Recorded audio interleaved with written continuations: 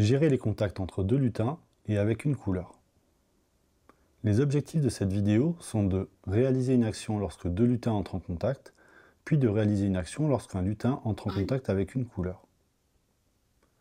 Premier objectif, réaliser une action lorsque deux lutins entrent en contact. Un personnage nommé Avery se déplace dans la scène. On souhaite que le ballon avance lorsqu'il le touche. On ajoute une instruction conditionnelle dans le script du ballon, puisque c'est lui qui doit réagir. Si le personnage est touché, alors le ballon avance. Si alors est dans le menu contrôle, dans le menu capteur, on trouve Avery touché.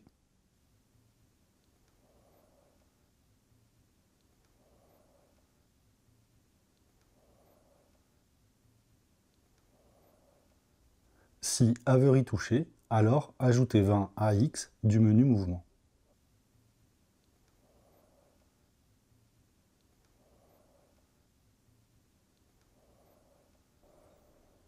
Testons le programme.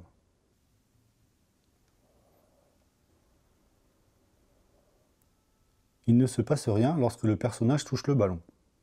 En effet, le programme teste si Avery est touché juste après le clic sur le drapeau vert et une seule fois. Ce qui fait que quand Avery arrive au ballon, le test n'est pas effectué et donc il ne se passe rien. Pour que le test soit fait en permanence, il faut utiliser la boucle du menu contrôle répétée indéfiniment.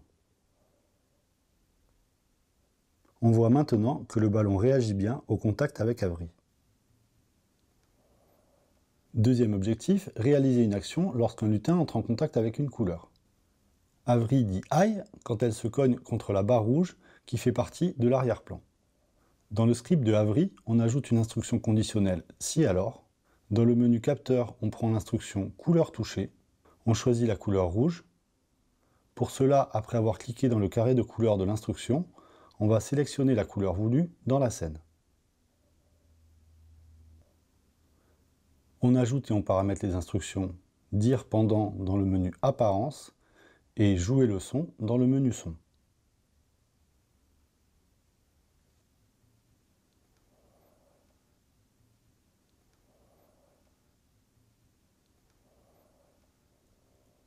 On n'oublie pas d'insérer le tout dans une boucle répétée indéfiniment pour que le test couleur rouge touchée soit effectué en permanence.